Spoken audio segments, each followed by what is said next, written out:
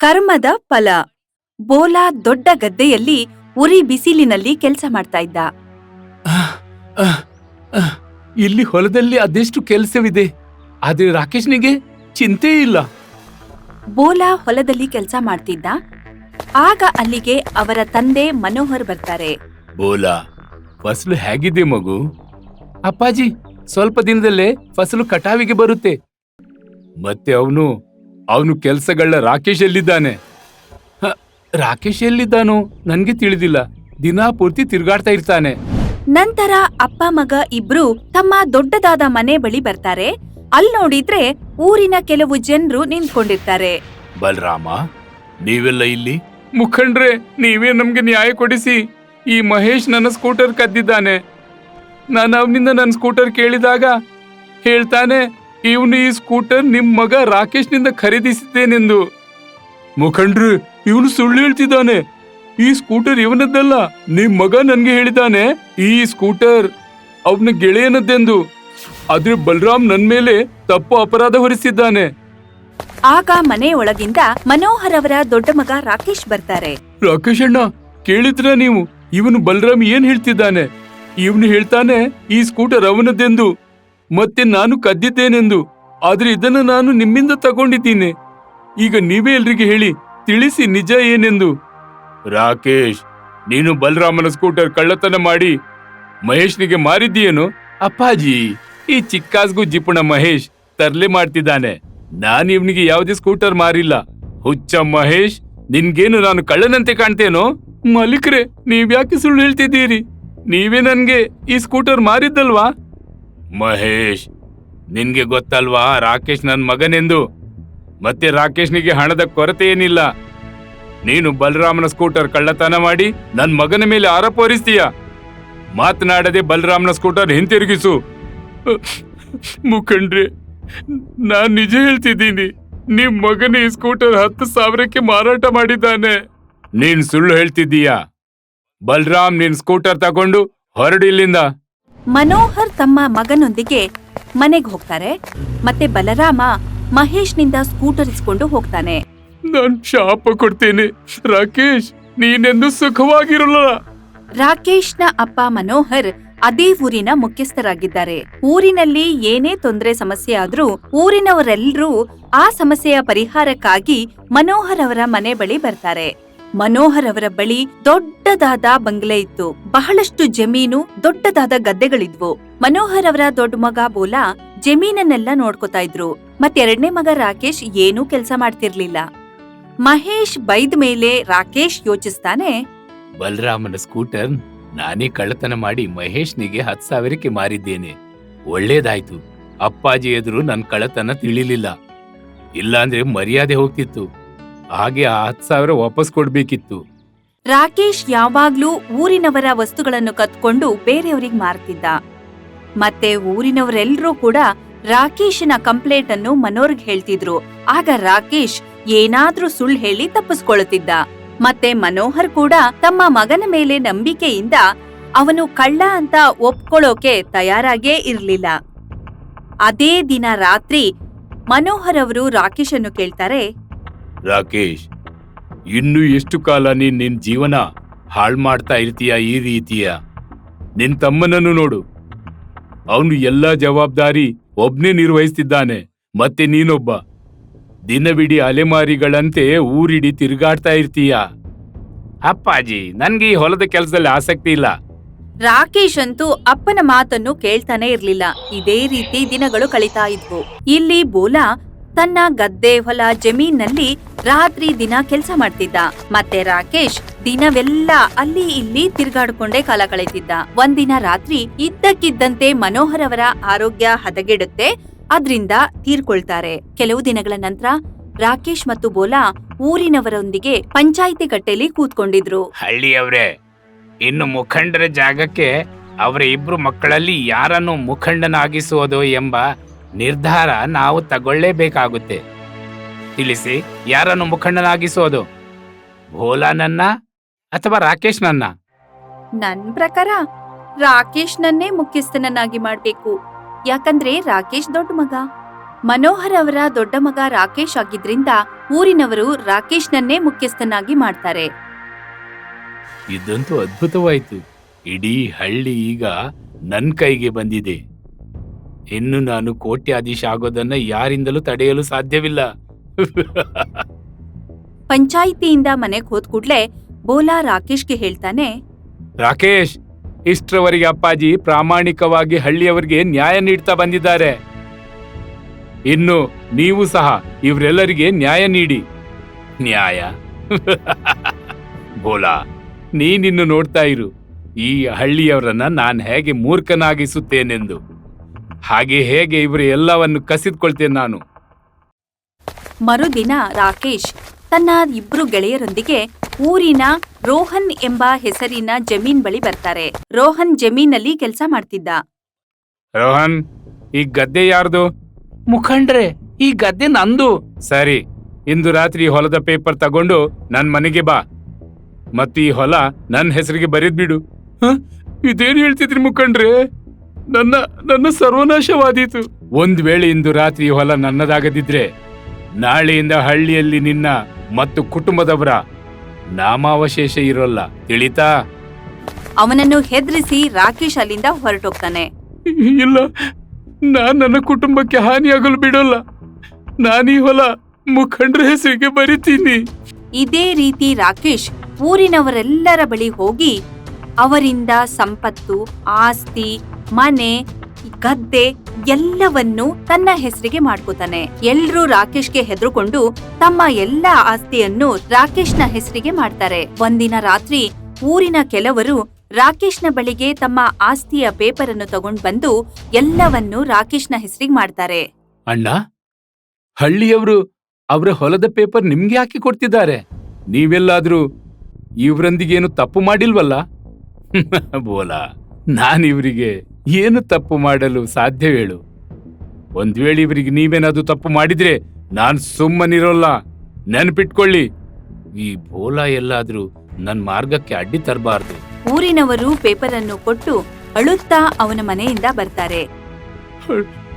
ಹಳ್ಳಿಯವರೇ, ರಾಕೇಶ್ ಮುಖಂಡ ತುಂಬಾ ನಿರ್ದಯಿ. ಇವನು ನಮ್ಮ ಇಡೀ ಜೀವನದ ಸಂಪತ್ತು ನಮ್ಮಿಂದ ಕಸಿದ್ಕೊಂಡಿದ್ದಾನೆ. ಇವನು ಹಳ್ಳಿಯ ಮುಖಂಡನಾಗಿ ನಮ್ಮನ್ನೆಲ್ಲ ಕೊಳ್ಳೆ ಹೊಡೆಯುತ್ತಿದ್ದಾನೆ. ಬಡವರಾದಂತಹ ಊರಿನವರು ರಾಕೇಶ್ ಕಂತೂ ಬಹಳ ಹೆದರ್ಕೊಳ್ತಿದ್ರು. ಒಂದಿನ ರಾಕೇಶ್ ನಕಲಿ ಪೇಪರ್ ಅನ್ನು ಮಾಡಿಕೊಂಡು ಮನೋಹರ್ನ ಎಲ್ಲಾ ಆಸ್ತಿಯನ್ನು ತನ್ನ ಹೆಸರಿಗೆ ಮಾಡಿಕೊಂಡು ಬೋಲಾ ಮತ್ತು ಅವನ ಪತ್ನಿಯನ್ನು ಮನೆಯಿಂದ ಹೊರಗಟ್ತಾನೆ. ಇಲ್ಲಿ ನೋಡಿ, ಅಪ್ಪಾಜಿ ಸಾಯೋಕ್ ಮುಂಚೆ ಎಲ್ಲಾ ಸಂಪತ್ತನ್ನ ನನ್ನ ಹೆಸರಿಗೆ ಬರೆದಿದ್ದಾರೆ. ಹೊರಡಿ, ಇಲ್ಲಿಂದ ಹೊರಡಿ. ಭಾವನವರೇ, ನೀವ್ ಹೀಗೆ ನಮ್ಮನ್ ಮನೆಯಿಂದ ಹೊರ ಹಾಕೋಕಾಗಲ್ಲ. ಈ ಮನೆಯಲ್ಲಿ ಬೋಲಾ ಅವ್ರಿಗೂ ಸಮನಾದ ಹಿಸ್ಸೆ ಬರ್ಬೇಕು. ನಿನ್ಗೆ ಕೇಳಿಸ್ಲಿಲ್ವಾ ನಾನು ಹೇಳಿದ್ದು? ಈ ಪೇಪರ್ ನೋಡು, ಇದ್ರಲ್ಲಿ ಸ್ಪಷ್ಟವಾಗಿ ಬರೆದಿದೆ, ಅಪ್ಪಾಜಿ ಅವರ ಎಲ್ಲಾ ಸಂಪತ್ತು ಕೇವಲ ನನ್ಗೆ ನೀಡಿದ್ದಾರೆ. ಸಾಕಿನ್ನು ಹೊರಡಿ ಇಲ್ಲಿಂದ. ಅಣ್ಣ, ಹಾಗೆ ಮಾಡಬೇಡಿ. ನಾವೆಲ್ಲಿ ಹೋಗ್ಲಿ? ನಿನ್ಗೆ ಗೊತ್ತಲ್ವಾ, ಹಳ್ಳಿಯ ಹೊರಗಡೆ ಅಪ್ಪಾಜಿಯವರ ಒಂದ್ ಸಣ್ಣ ಗುಡಿಸಲಿದೆ. ನಾನು ಆ ಗುಡಿಸಲು ನಿನ್ಗೆ ಕೊಡ್ತೇನೆ. ಇನ್ನು ನೀನು ಅಲ್ಲಿ ಹೋಗಿ ಜೀವಿಸಬಹುದು. ಹೊರಡು ಬೇಗ ಇಲ್ಲಿಂದ. ಬೋಲಾ ಮತ್ತು ಸಾಧನಾ ಮನೆಯಿಂದ ಹೊರಗಡೆ ಬರ್ತಾರೆ. ನಿಮ್ಮ ತಮ್ಮ ಮೋಸ ಮಾಡಿ ಮಾವನವರ ಎಲ್ಲಾ ಆಸ್ತಿಯನ್ನು ತನ್ನ ಹೆಸರಿಗೆ ಮಾಡ್ಕೊಂಡ್ರು. ಹಾಗಾಗಿ ಪಂಚಾಯ್ತಿಗೆ ಹೋಗಿ ಕಂಪ್ಲೇಂಟ್ ಮಾಡಿ. ನೀವು ಪಂಚಾಯ್ತಿಯಿಂದ ನಿಮಗೆ ಸಮನಾದ ಹಕ್ಕು ಸಿಕ್ಕುತ್ತೆ. ಬೇಡ ಸಾಧನಾ, ಅಪ್ಪಾಜಿಯವರಿಗೆ ಈ ಹಳ್ಳಿಯಲ್ಲಿ ತುಂಬಾ ಗೌರವವಿತ್ತು. ಒಂದ್ ವೇಳೆ ನಾನು ಪಂಚಾಯತ್ಗೆ ಹೋದ್ರೆ ಇಡೀ ಹಳ್ಳಿಯಲ್ಲಿ ಅಪ್ಪಾಜಿಯವರ ಗೌರವ ಹೊರಟು ಹೋಗುತ್ತೆ. ಇವರಿಬ್ರು ಅಳುತ್ತಾ ಊರಿನಿಂದ ಹೊರಗ್ ಬಂದು ಮನೋಹರ್ ಅವರ ಈ ಗುಡಿಸಲನ್ನು ತನ್ನ ಮನೆಯನ್ನಾಗಿ ಮಾಡ್ಕೋತಾರೆ. ಮರುದಿನ ಬೋಲಾ ಒಂದು ಕಾರ್ಖಾನೆಯಲ್ಲಿ ಕೆಲಸಗಾರನಾಗಿ ಸೇರ್ಕೋತಾನೆ. ಇಲ್ ನೋಡಿದ್ರೆ ರಾಕೇಶ್ ಊರಿನವರನ್ನೆಲ್ಲ ಹೆದರಿಸಿ ಅವರ ಆಸ್ತಿಯನ್ನು ತನ್ನ ಹೆಸರಿಗೆ ಮಾಡ್ಕೋತಾನೆ. ಇದೇ ರೀತಿ ತಿಂಗಳುಗಳು ಕಳೆಯುತ್ತವೆ. ಇಲ್ಲಿ ಬೋಲಾ ತನ್ನ ಪತ್ನಿಯೊಂದಿಗೆ ಈ ಚಿಕ್ಕದಾದ ಗುಡಿಸಲಲ್ಲಿ ಬಡತನದಿಂದ ಜೀವನ ನಡೆಸ್ತಾ ಇದ್ದ. ಇಲ್ಲಿ ಊರಿನವರಿಗೆಲ್ಲ ರಾಕೇಶ್ನ ದಬ್ಬಾಳಿಕೆಯಿಂದ ಚಿಂತೆಯಾಗಿತ್ತು. ಒಂದಿನ ರಾತ್ರಿ ಬೋಲಾ ತನ್ನ ಗುಡಿಸಲಲ್ಲಿ ಮಲ್ಕೊಂಡಿದ್ದ. ಆಗ ಇದ್ದಕ್ಕಿದ್ದಂತೆ ಆ ಮನೆಯ ಗೋಡೆಯಿಂದ ಕ್ರಿಮಿಕೀಟಗಳು ಬರ್ತಾ ಇದ್ವು. ಸಾಧನಾ, ನೋಡು, ಈ ಕೀಟಗಳು ಎಲ್ಲಿಂದ ಬರ್ತವೆ? ಅಯ್ಯೋ ದೇವ್ರೆ, ಇಷ್ಟೊಂದು ಕೀಟಗಳು! ನಂಗನ್ಸುತ್ತೆ ಇವು ನಮ್ಗೇನೋ ಹೇಳೋಕ್ ಬಂದಿದ್ದಾವೆ ಅಂತ. ಹೌದಾ? ಅಂದ್ರೆ ನಾವೇನ್ ಮಾಡ್ಬೇಕು? ನಾವು ಈ ಜಮೀನನ್ನು ಅಗಿಬೇಕು. ನೀನ್ ಹೇಳೋದು ಸರಿ. ಆಗ ಬೋಲಾ ಆ ಜಮೀನನ್ನು ಅಗೆದು ನೋಡ್ತಾನೆ. ಆ ಜಮೀನೊಳಗೆ ಬಹಳಷ್ಟು ಚಿನ್ನ ಇರುತ್ತೆ. ನೋಡು ಸಾಧ್ನಾ, ಇಲ್ಲಿ ಖಜಾನೆ ಇದೆ. ಖಜಾನೆಯನ್ನು ನೋಡಿ ಇಬ್ರಿಗೂ ಖುಷಿ ಆಗುತ್ತೆ. ನಾವಂತೂ ಈಗ ಶ್ರೀಮಂತರು. ಹಾ, ಈ ಖಜಾನೆ ಅಪ್ಪಾಜಿಯವರದ್ದಾಗಿರ್ಬೇಕು. ರಾಕೇಶ್ಗೆ ಈ ಖಜಾನೆ ಬಗ್ಗೆ ಗೊತ್ತಾಗೋಕ್ ಮುಂಚೆ ನಾವಿದನ್ ತಗೊಂಡು ದೂರ ಹೋಗ್ಬಿಡೋಣ. ಬೇಡ ಸಾಧ್ನಾ, ಈ ಖಜಾನೆ ಅಪ್ಪಾಜಿಯವರದ್ದು. ಹಾಗಾಗಿ ಖಜಾನೆಯಲ್ಲಿ ರಾಕೇಶ್ನಿಗೂ ಸಮಪಾಲು ಇದೆ. ನಾನೊಬ್ನಿ ಖಜಾನೆ ತೆಗೆದುಕೊಳ್ಳಲಾರೆ. ನಾವು ಈ ಖಜಾನೆಯಿಂದ ಅರ್ಧ ಪಾಲು ರಾಕೇಶ್ನಿಗೆ ಕೊಡ್ಬೇಕು. ನಿಮಗ್ ತಲೆ ಕೆಟ್ಟಿದ್ಯಾ? ನಿಮ್ಮ ತಮ್ಮ ನಿಮಗ್ ಮೋಸ ಮಾಡಿ ನಿಮ್ಮ ಎಲ್ಲಾ ಆಸ್ತಿನೂ ಅವನೇ ತಗೊಂಡಿದ್ದಾನೆ. ಮತ್ತೂ ನೀವು ಅವನಿಗೆ ಅರ್ಧ ಖಜಾನೆ ಕೂಡ ಕಾಸೆ ಪಡ್ತೀರಾ? ಯಾಕೆಂದ್ರೆ ಈ ಖಜಾನೆಯಲ್ಲಿ ರಾಕೇಶ್ನದ್ದು ಸಮಪಾಲು ಇದೆ. ನಾವು ಈ ಖಜಾನೆ ಒಬ್ಬನೇ ತೆಗೆದುಕೊಳ್ಬಾರ್ದು. ನಾವು ಈ ಖಜಾನೆಯಿಂದ ಅರ್ಧ ಖಜಾನೆ ರಾಕೇಶ್ನಿಗೆ ಕೊಡ್ಬೇಕಾದೀತು. ಸಾಧನಾ, ನನ್ಗೊತ್ತು ರಾಕೇಶ್ ನಮ್ಮೊಂದಿಗೆ ತುಂಬಾ ಅನ್ಯಾಯ ಮಾಡಿದ್ದಾನೆ. ಆದ್ರೆ ನಾವು ಅವನೊಂದಿಗೆ ತಪ್ಪು ಮಾಡಬಾರ್ದು. ಒಂದ್ ವೇಳೆ ನಾವು ಅವನಂತೆ ಯೋಚಿಸಿದ್ರೆ ನಮ್ಮಲ್ಲಿ ಮತ್ತು ಅವನಲ್ಲಿ ವ್ಯತ್ಯಾಸ ಏನಿರುತ್ತೆ? ಯಾರದ್ದು ಎಷ್ಟು ಅಧಿಕಾರವಿದೆಯೋ ಅಷ್ಟು ಅವರಿಗೆ ಸಿಗ್ಬೇಕಲ್ಲ. ಮರುದಿನ ಬೋಲಾ ಎಲ್ಲಾ ಖಜಾನೆ ತಗೊಂಡು ಪಂಚಾಯಿತಿಗೆ ಬರ್ತಾನೆ. ಮತ್ತೆ ರಾಕೇಶ್ನನ್ನು ಕರೀತಾನೆ. ಮತ್ತೆ ತನ್ನ ತಂದೆಯ ಖಜಾನೆಯ ಬಗ್ಗೆ ಎಲ್ಲರಿಗೂ ಹೇಳ್ತಾನೆ. ಹಳ್ಳಿಯವ್ರೆ, ಅಪ್ಪಾಜಿಯ ಸಂಪತ್ತಿನಲ್ಲಿ ರಾಕೇಶ್ ನನ್ಗೆ ಕೇವಲ ಸಣ್ಣ ಗುಡಿಸಲು ಮಾತ್ರ ಕೊಟ್ಟಿದ್ದ. ಆದ್ರೆ ಆ ಮನೆಯಿಂದ ನನ್ಗೆ ನನ್ನ ಅಪ್ಪಾಜಿಯ ಈ ಖಜಾನೆ ಸಿಕ್ಕಿತು. ಮತ್ತೆ ಅಪ್ಪಾಜಿಯವರ ಖಜಾನೆ ಆಗಿದ್ರಿಂದ ಈ ಖಜಾನೆಯಲ್ಲಿ ರಾಕೇಶ್ನಿಗೂ ಸಮಪಾಲು ಸಿಗ್ಲೇಬೇಕು. ಹಾಗಾಗಿ ನಾನು ಪಂಚಾಯತ್ನವರಲ್ಲಿ ವಿನಂತಿಸ್ತೇನೆ, ಈ ಖಜಾನೆಯ 2 ಪಾಲು ಮಾಡಿ. 1 ಪಾಲು ರಾಕೇಶ್ನೇ ಕೊಟ್ಬಿಡಿ, ಮತ್ತೊಂದು ನನ್ಗೆ. ಇದನ್ ಕೇಳಿದ್ಮೇಲೆ ರಾಕೇಶ್ಗೆ ತಲೆ ತಗ್ಗಿಸುವಂತಾಗುತ್ತೆ. ಬೋಲಾ, ನಾನ್ ನಿನ್ನೊಂದಿಗಿಷ್ಟು ಕೆಟ್ಟದಾಗಿ ವರ್ತಿಸಿದೆ. ಅಪ್ಪಾಜಿಯವರ ಎಲ್ಲಾ ಸಂಪತ್ತು ಮೋಸದಿಂದ ನನ್ನ ಹೆಸರಿಗೆ ಬರೆಸಿದೆ. ಮತ್ತೆ ನಿನ್ಗೆ ಚಿಕ್ಕಾಸು ಕೊಡ್ಲಿಲ್ಲ. ಆದ್ರೂ ನೀನು ಈ ಕೋಟಿ ಬೆಲೆಯ ಖಜಾನೆಯಿಂದ ನನ್ಗೆ ಪಾಲು ಕೊಡ್ತಿದ್ದಿ. ತಮ್ಮ, ನೀನೆಷ್ಟು ಒಳ್ಳೆಯವನು. ಇಂದು ನೀನು ಇಷ್ಟು ದೊಡ್ಡ ಖಜಾನೆಯಿಂದ ನನ್ಗೆ ನನ್ ಪಾಲು ಕೊಡಲು ಬಂದಿದ್ದಿ. ನೀನು ಬಯಸಿದ್ದಿದ್ರೆ ನೀನೊಬ್ನೇ ಖಜಾನೆಯನ್ನು ಇಟ್ಕೊಳ್ಬಹುದಿತ್ತು. ಅಣ್ಣ, ನಾನ್ ನಿಮ್ಮ ಅಧಿಕಾರ ಹೇಗೆ ಕಸಿಯೋದು? ಅಪ್ಪಾಜಿ ಹೇಳ್ತಿದ್ರು, ಮಗು, ಜೀವನದಲ್ಲಿ ಎಲ್ಲವನ್ನೂ ಮಾಡು, ಆದ್ರೆ ಎಂದೂ ಯಾರ ಅಧಿಕಾರವನ್ನು ಕಸಿದ್ಕೊಳ್ಬೇಡ. ಹಾಗೆ ಯಾವಾಗ್ಲೂ ಒಳ್ಳೆದನ್ನೇ ಮಾಡು, ಒಳ್ಳೆ ಮಾರ್ಗದಲ್ಲೇ ನಡೆ. ಯಾಕೆಂದ್ರೆ ಒಳ್ಳೆ ಮಾರ್ಗವೇ ಸಫಲತೆಯ ಮಾರ್ಗವಾಗಿದೆ. ಕೆಟ್ಟ ಮಾರ್ಗದಲ್ಲಿ ಮಜಾ ತುಂಬಾ ಬರುತ್ತೆ, ಆದ್ರೆ ಅದು ನಮ್ಮ ಜೀವನವನ್ನು ಸರ್ವನಾಶ ಮಾಡುತ್ತೆ. ನೀವು ನನ್ಗೇನು ಮಾಡಿದ್ದೀರೋ ಅದು ನಿಮ್ಮ ಕರ್ಮವಾಗಿತ್ತು. ಮತ್ತೀಗ ನಾನೇನ್ ಮಾಡ್ತೇನೋ? ಇದು ನನ್ನ ಸಂಸ್ಕೃತಿ, ಯಾವುದು ಅಪ್ಪಾಜಿ ನನ್ಗೆ ಕಲಿಸಿದ್ರು. ಇದನ್ನೆಲ್ಲ ಕೇಳಿದ್ಮೇಲೆ ರಾಕೇಶ್ಗೆ ತನ್ನ ತಪ್ಪಿನ ಅರಿವಾಗುತ್ತೆ. ಮತ್ತೆ ಅಳುತ್ತಾ ಬೋಲನಿಂದ ಕ್ಷಮೆ ಕೇಳ್ತಾನೆ. ನನ್ನನ್ನು ಕ್ಷಮಿಸು ಬೋಲಾ, ನನ್ನಿಂದ ಮಹಾಪರಾಧವಾಯಿತು. ನೀನು ನಿಜವಾಗ್ಲೂ ನನ್ನ ಅಣ್ಣನೇ ಸರಿ. ನೀನೊಬ್ಬ ಸುಶೀಲ ಒಳ್ಳೆ ವ್ಯಕ್ತಿ. ಬೋಲಾ, ನಾನು ತುಂಬಾ ಕೆಟ್ಟವನು. ನನ್ನನ್ನು ಕ್ಷಮಿಸು ಬೋಲಾ. ನಾನು ಇಂದಿನಿಂದ ಎಲ್ಲ ಕೆಟ್ಟ ಕೆಲಸ, ಕೆಟ್ಟ ಮಾರ್ಗ, ಮೋಸ, ವಂಚನೆ ಎಲ್ಲವನ್ನು ಬಿಟ್ಟು ಬಿಡ್ತೇನೆ. ಮತ್ತೆ ಎಂದಿಗೂ ಒಳ್ಳೆಯ ಸನ್ಮಾರ್ಗದಲ್ಲಿ ಜೀವಿಸ್ತೇನೆ. ನನ್ಗೆ ನನ್ನ ಅಧಿಕಾರಕ್ಕಿಂತ ಹೆಚ್ಚೇನು ಬೇಡ ಅಣ್ಣ. ನನ್ಗೆ ಕೇವಲ ನೀನ್ ಬೇಕು. ನಡಿ ನನ್ನ ಅಣ್ಣ, ನಮ್ಮನೆಗೆ ನಡಿ. ರಾಕೇಶ್ಗೆ ತನ್ನ ತಪ್ಪಿನ ಅರಿವಾಗುತ್ತೆ.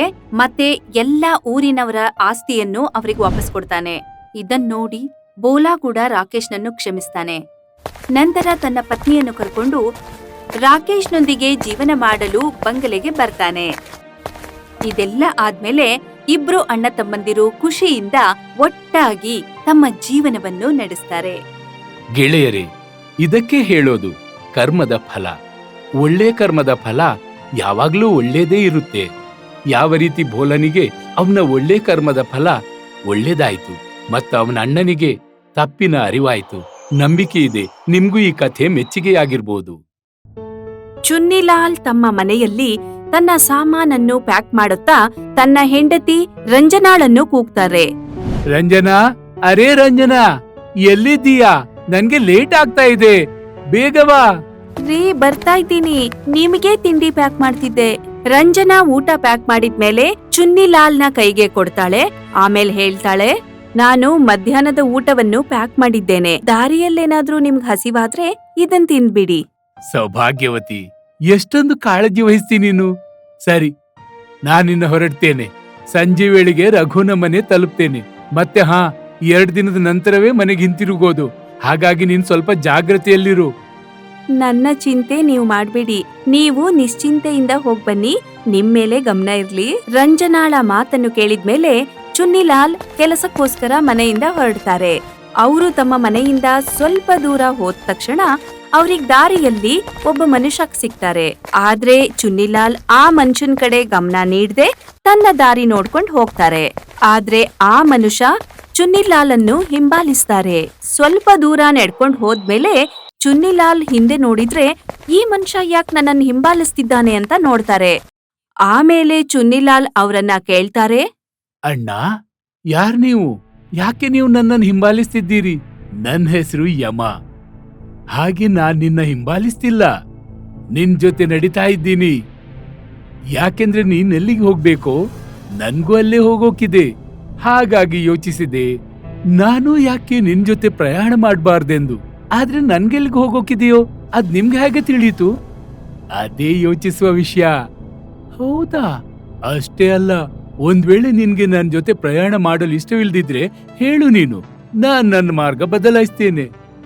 ಅರೆ ಬೇಡ ಅಣ್ಣ, ಒಂದ್ ವೇಳೆ ನಾನೆಲ್ಲಿಗೆ ಹೋಗ್ತೇನೋ ನೀನು ಅಲ್ಲಿಗೇನೆ ಹೋಗೋಕಿದ್ರೆ ನೀನ್ ನಿಜವಾಗ್ಲೂ ಸರಿಯಾದ ವ್ಯಕ್ತಿಯೊಂದಿಗೇನೆ ನಡೀತಿದ್ಯಾ. ಯಾಕೆಂದ್ರೆ ನಾನ್ ನಿನ್ನನ್ನು ಅಲ್ಲಿಗೆ ತಲುಪಿಸ್ತೇನೆ. ಇಷ್ಟು ಹೇಳಿದ್ಮೇಲೆ ಯಮರಾಜ್ ಮತ್ತು ಚುನ್ನಿಲಾಲ್ ಒಟ್ಟಾಗಿ ನಡ್ಕೊಂಡು ಹೋಗ್ತಾರೆ. ಹೋಗ್ತಾ ಹೋಗ್ತಾ ದಾರಿಯಲ್ಲಿ ಒಂದು ಹಳ್ಳಿ ಕಾಣಿಸುತ್ತೆ. ಚುನ್ನಿಲಾಲ್ ಮತ್ತು ಯಮರಾಜ್ ಅದೇ ಊರನ್ನು ದಾಟ್ಕೊಂಡು ಹೋಗ್ತಾ ಇರ್ತಾರೆ. ಆಗ ಚುನ್ನಿಲಾಲ್ ಎದುರುಗಡೆನೆ ಒಂದು ದೊಡ್ಡ ಆಕ್ಸಿಡೆಂಟ್ ಆಗ್ಬಿಡತ್ತೆ. ಯಾರಿಗೆ ಆಕ್ಸಿಡೆಂಟ್ ಆಗಿತ್ತೋ ಆ ಮನುಷ್ಯನಿಗೆ ತುಂಬಾ ಪೆಟ್ಟಾಗಿತ್ತು. ಇದನ್ನ ನೋಡಿ ಚುನ್ನಿಲಾಲ್ ಓಡುತ್ತಾ ಆ ಮನುಷ್ಯನ ಬಳಿಗೆ ಹೋಗ್ತಾರೆ. ಮತ್ತೆ ಅಕ್ಕಪಕ್ಕದ ಜನರನ್ನು ಕೂಗ್ತಾರೆ, ಅರೆ ಯಾರಿದ್ದೀರಿ? ನೋಡಿ, ಈ ವ್ಯಕ್ತಿಗೆ ಗಂಭೀರ ಗಾಯವಾಗಿದೆ. ಯಾರಾದ್ರೂ ನನ್ಗೆ ಸಹಾಯ ಮಾಡಿ ಅಣ್ಣ. ಚುನ್ನಿಲಾಲ್ ಎಲ್ಲರನ್ನೂ ಕೂಗಿ ಕೂಗಿ ಕರಿತಾ ಇರ್ತಾರೆ. ಆದ್ರೆ ಅಕ್ಕಪಕ್ಕ ಯಾರು ಬರೋದೇ ಇಲ್ಲ. ದೂರದಿಂದ ತಮಾಷೆ ನೋಡ್ತಿದ್ರು. ಇದನ್ನೋಡಿ ಈ ಚುನ್ನಿಲಾಲ್ಗೆ ತುಂಬಾ ಕೋಪ ಬರುತ್ತೆ. ಯಾಕಂದ್ರೆ ಚುನ್ನಿಲಾಲ್ಗೆ ಈ ಊರಿನ ಬಗ್ಗೆ ಏನೂ ಗೊತ್ತಿರ್ಲಿಲ್ಲ. ಹಾಗಾಗಿ ಅವನು ಯಾರಿಗೂ ಏನೂ ಹೇಳೋದಿಲ್ಲ. ಸೀದಾ ಆಂಬ್ಯುಲೆನ್ಸ್ಗೆ ಫೋನ್ ಮಾಡ್ತಾರೆ. ಆದ್ರೆ ಆಂಬ್ಯುಲೆನ್ಸ್ ಬರೋದಕ್ಕಿಂತ ಮುಂಚೆನೆ ಅಲ್ಲಿಗೆ ಯಮ ಬಂದ್ಬಿಡ್ತಾರೆ. ಅವರ ಕೈಯನ್ನು ಹಿಡ್ಕೊಳ್ತಾರೆ. ಮಿತ್ರ, ಆಂಬ್ಯುಲೆನ್ಸ್ ಕರೆಯೋದ್ರಿಂದ ಏನೂ ಪ್ರಯೋಜನವಿಲ್ಲ. ಯಾಕೆಂದ್ರೆ ಈ ವ್ಯಕ್ತಿ ಮೃತಪಟ್ಟಿದ್ದಾನೆ. ಇವನ ಆಯುಸ್ಸು ಪೂರ್ತಿಯಾಗಿದೆ. ಯಮ ಮತ್ತು ಚುನ್ನಿಲಾಲ್ ಮಾತಾಡ್ತಿರ್ಬೇಕಾದ್ರೆ ಅಲ್ಲಿಗೆ ಪೊಲೀಸ್ ಬಂದ್ಬಿಡ್ತಾರೆ. ಸರಿ ಇಲ್ಲಿಂದ ಎಲ್ರು ಪೊಲೀಸ್ಗೆ ತಮ್ಮ ಕೆಲಸ ಮಾಡಲ್ ಬಿಡಿ. ಸರಿ. ಪೊಲೀಸ್ ಬಂದ್ಮೇಲೆ ಈ ಯಮ್ ಏನೂ ಹೇಳೋದಿಲ್ಲ, ಸೈಡಿಗೆ ಹೋಗ್ಬಿಡ್ತಾರೆ. ಮತ್ತೆ ಸ್ವಲ್ಪ ಸಮಯದಲ್ಲೇ ಆ ಮನುಷ್ಯನ ಶವವನ್ನು ತಗೊಂಡು ಪೊಲೀಸ್ ಅಲ್ಲಿಂದ ಹೊರಟೋಗ್ತಾರೆ. ಪೊಲೀಸ್ ಅಲ್ಲಿಂದ ಹೊರಟೋದ್ಮೇಲೆ ಚುನ್ನಿಲಾಲ್ ಬೇಸರದಿಂದ ಅಲ್ಲಿಂದ ಹೊರಡ್ತಾರೆ. ಚುನ್ನಿಲಾಲ್ ಜೊತೆ ಎಂ ಕೂಡ ಹೋಗ್ತಾ ಇದ್ರು. ಚುನ್ನಿಲಾಲ್ಗೆ ತುಂಬಾ ಉದಾಸೀನದಿಂದ ಬೇಜಾರ್ದಲ್ಲಿದ್ರು. ಆಗ ಎಂ ಹೇಳ್ತಾರೆ, ಮಿತ್ರ, ಯಾಕಿಷ್ಟು ಖಿನ್ನನಾಗಿದ್ದೀಯಾ? ಗೆಳೆಯ, ನಾನು ಆ ವ್ಯಕ್ತಿಯ ಮೃತ್ಯು ಕಂಡು ವಿಚಲಿತನಾಗಿದ್ದೇನೆ. ಅವನೇನು ನಿನ್ನ ಸಂಬಂಧಿಕ ಅಥವಾ ಪರಿಚಯದವನಾಗಿದ್ನಾ? ಇಲ್ಲ ಅಂದ್ಮೇಲೆ ಯಾಕಿಷ್ಟು ಖಿನ್ನತೆ? ಗೆಳೆಯ, ಈಗಿನ ಕಾಲದಲ್ಲಿ ಯಾರೂ ಯಾರಿಗೂ ಸಹಾಯ ಮಾಡೋದಿಲ್ಲ. ಆ ಬಡಪಾಯಿ ಗಾಯಗೊಂಡು ನರಳಾಡ್ತಿದ್ದ, ಆದ್ರೆ ಯಾರೂ ಅವನಿಗೆ ಸಹಾಯ ಮಾಡ್ಲಿಲ್ಲ. ಒಂದ್ ವೇಳೆ ಯಾರಾದ್ರೂ ಸಹಾಯ ಮಾಡ್ತಿದ್ರೆ ಅವನು ಬದುಕ್ತಿದ್ದ. ಮಿತ್ರ, ಇದು ಜಗತ್ತಿನವರ ಅಭ್ಯಾಸ. ಜನ ಸುಮ್ನೆ ನಿಂತು ತಮಾಷೆ ನೋಡ್ತಾರೆ.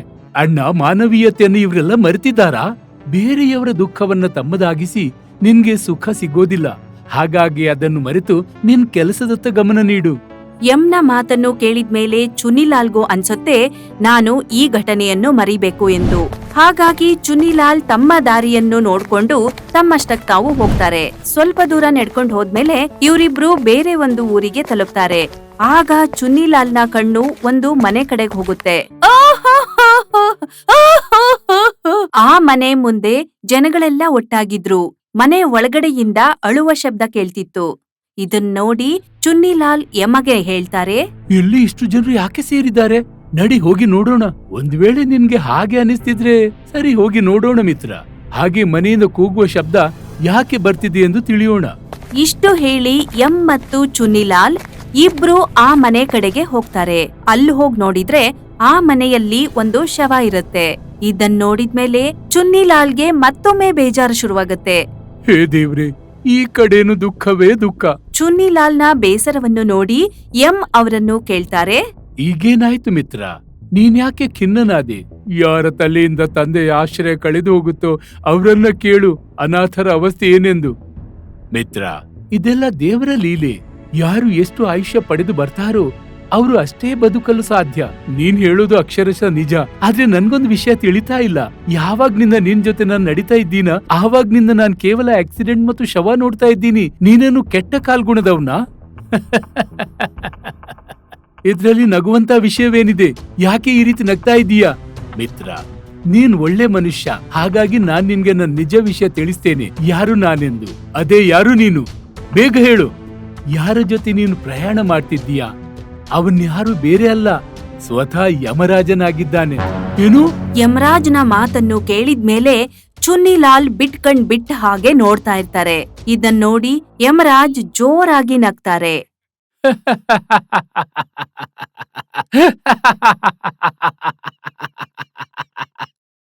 ನೀನೇನು ನಿಜ ಹೇಳ್ತಿದ್ದೀಯಾ? ಹಾ, ಆದ್ರೆ ನೀನೇನು ಹೆದರ್ಬೇಡ ಮಿತ್ರ. ಯಮರಾಜನನ್ನ ನೋಡಿ ಯಾರು ತಾನೇ ಹೆದರೋದಿಲ್ಲ? ಸರಿ, ಹಾಗಾದ್ರೆ ಹೇಳಿ, ನೀವು ನನ್ ಜೊತೆ ಯಾಕೆ ನಡೀತಾ ಇದ್ದೀರಾ? ಇದು ನಿನ್ನ ಅದೃಷ್ಟದಲ್ಲಿ ಬರೆದಿದೆ. ಯಮರಾಜನೊಂದಿಗೆ ನೀನು ಜಗತ್ತು ಸುತ್ತುತ್ತೀ ಎಂದು. ನನ್ಗೆ ನಿನ್ ಮಾತಿನಲ್ಲಿ ನಂಬಿಕೆ ಇಲ್ಲ. ನೀನ್ಯಾರು ಯಮರಾಜ ಗಮರಾಜನಲ್ಲ. ನಾನ್ ನಿಜ ಹೇಳ್ತಿದ್ದೀನಿ. ಒಂದ್ ವೇಳೆ ನೀನು ನಿಜವಾಗ್ಲೂ ಯಮರಾಜನಾಗಿದ್ರೆ ನಿನ್ನ ಆಧಾರ್ ಕಾರ್ಡ್ ತೋರಿಸು. ಸ್ವರ್ಗಲೋಕದಲ್ಲಿ ಆಧಾರ್ ಕಾರ್ಡ್ ಇರೋದಿಲ್ಲ. ಇದ್ದಿದ್ರೆ ಖಂಡಿತ ತೋರಿಸ್ತಿದ್ದೆ. ಸರಿ, ಒಂದ್ ವೇಳೆ ನೀನು ನಿಜವಾಗ್ಲೂ ಯಮನಾಗಿದ್ರೆ ಹೇಳು ನನ್ಗೆ, ಮುಂದಿನ ಮೃತ್ಯು ಯಾರದ್ದಾಗುತ್ತೆ? ಇದನ್ನು ನಾನು ಖಂಡಿತ ಹೇಳಬಲ್ಲೆ. ಮುಂದಿನ ಮೃತ್ಯು ಒಬ್ಬ ಮೀನುಗಾರನದ್ದಾಗುತ್ತೆ. ಹಾಗೆ ಆ ಮೀನುಗಾರ ನಿನ್ ತೆಕ್ಕೆಯಲ್ಲೇ ಪ್ರಾಣ ಬಿಡ್ತಾನೆ. ತಮಾಷೆ ಮಾಡೋಕೆ ಬೇರೇನಿಲ್ವಾ? ಚುನ್ನಿಲಾಲ್ಗೆ ಯಮರಾಜನ ಮಾತ್ ಮೇಲೆ ವಿಶ್ವಾಸ ಬರೋಲ್ಲ. ಮತ್ತೆ ಮುಂದೆ ನಡ್ಕೊಂಡು ಹೋಗ್ತಾರೆ. ಸ್ವಲ್ಪ ದೂರ ನಡ್ಕೊಂಡು ಹೋದ್ಮೇಲೆ ಒಂದು ನದಿಯ ಬಳಿಗೆ ತಲುಪ್ತಾರೆ. ಚುನ್ನಿಲಾಲ್ಗೆ ಹಸಿವಾಗಿದ್ರಿಂದ ಚುನ್ನಿಲಾಲ್ ಊಟ ಮಾಡೋಣ ಅಂತ ಹೇಳ್ತಾರೆ. ಸರಿ, ಊಟ ಮಾಡೋಣ. ಬೇಡ, ನನ್ಗಿನ್ನು ತುಂಬಾ ಕೆಲ್ಸವಿದೆ. ಕೆಲ್ಸ? ಅದು ಇಲ್ಲಿ? ಹಾ, ನನ್ಗೆ ಆ ಮೀನುಗಾರನ ಪ್ರಾಣ ತೆಗೆಯೋಕಿದೆ. ಅದೇ ಸಮಯಕ್ಕೆ ಸರಿಯಾಗಿ ಚುನ್ನಿಲಾಲ್ಗೆ ನದಿಯಲ್ಲಿ ಮುಳುಗುತ್ತಿರುವ ಒಬ್ಬ ಮನುಷ್ಯ ಕಾಣ್ತಾರೆ. ರಕ್ಷಿಸಿ, ನನ್ಗೆ ತಲೆ ಸುತ್ತುತ್ತಿದೆ. ಯಾರಾದ್ರೂ ರಕ್ಷಿಸಿ, ರಕ್ಷಿಸಿ ನನ್ನನ್ನು. ಮೀನುಗಾರ ಮುಳುಗೋದನ್ನು ನೋಡಿ ಚುನ್ನಿಲಾಲ್ ಅವರನ್ನ ಕಾಪಾಡೋಕೆ ಮುಂದೆ ಹೋಗ್ತಾರೆ. ಮುಳುಗುತ್ತಿದ್ದಂತಹ ಮೀನುಗಾರನನ್ನು ಹೊರಗ್ ತೆಗಿತಾರೆ. ಆದ್ರೆ ಅವರ ಹೊಟ್ಟೆ ತುಂಬಾ ನೀರ್ ತುಂಬಿಕೊಂಡಿತ್ತು. ಹಾಗಾಗಿ ಅವರು ಚುನ್ನಿಲಾಲ್ನ ತೊಡೆ ಮೇಲೆ ಪ್ರಾಣ ಬಿಟ್ಬಿಡ್ತಾರೆ.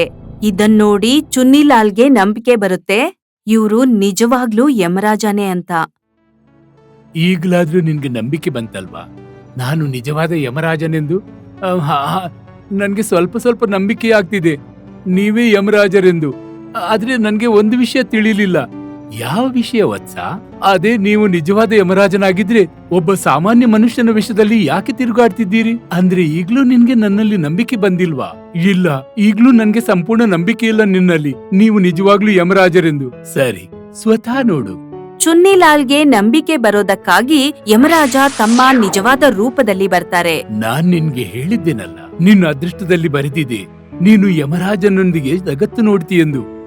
ಹಾಗಾಗಿ ಒಬ್ಬ ಸಾಮಾನ್ಯ ಮನುಷ್ಯನಂತೆ ನಾನ್ ನಿನ್ ಜೊತೆ ನಡೀತಿದ್ದೆ. ಈಗ ಇವರಿಗೆ ಯಮರಾಜನ ಮಾತಿನಲ್ಲಿ ನಂಬಿಕೆ ಬರುತ್ತೆ. ಹೇ ಪ್ರಭು, ನೀವಂತೂ ಸ್ವಯಂ ಯಮರಾಜರು. ದಯಮಾಡಿ ನನ್ಗೆ ತಿಳಿಸಿ, ನನ್ ಮೃತ್ಯು ಯಾವಾಗ ಎಂದು. ನೀನು ನಿಜವಾಗ್ಲೂ ನಿನ್ನ ಮೃತ್ಯುವಿನ ತಿಥಿ ತಿಳಿಯ ಬಯಸ್ತೀಯಾ? ಹೌದು ಪ್ರಭು. ಹಾಗಾದ್ರೆ ಕೇಳು, ಇಂದಿನಿಂದ ಸರಿಯಾಗಿ 6 ತಿಂಗಳ ನಂತರ ನಿನ್ ಮೃತ್ಯು ಆಗುತ್ತೆ, ಅದು ಕೂಡ ಬಡತನದಿಂದ. ತನ್ನ ಮೃತ್ಯುವಿನ ಬಗ್ಗೆ ಕೇಳಿ ಚುನ್ನಿಲಾಲ್ಗೆ ಭಯವಾಗುತ್ತೆ. ನನ್ಗೆ ಸಾಯೋಕೆ ಇಷ್ಟ ಇಲ್ಲ ಯಮರಾಜ್ರೆ, ನನ್ನನ್ನು ರಕ್ಷಿಸಿ. ಯಾರಾದ್ರೂ ಇಷ್ಟರವರೆಗೆ ಮೃತ್ಯುವಿನಿಂದ ಪಾರಾಗಿದ್ದಾರಾ ನೀನಾಗಲು?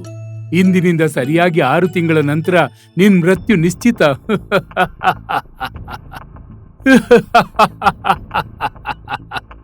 ಇಷ್ಟು ಹೇಳಿ ಯಮರಾಜ್ ಅಲ್ಲಿಂದ ಮಾಯವಾಗ್ತಾರೆ.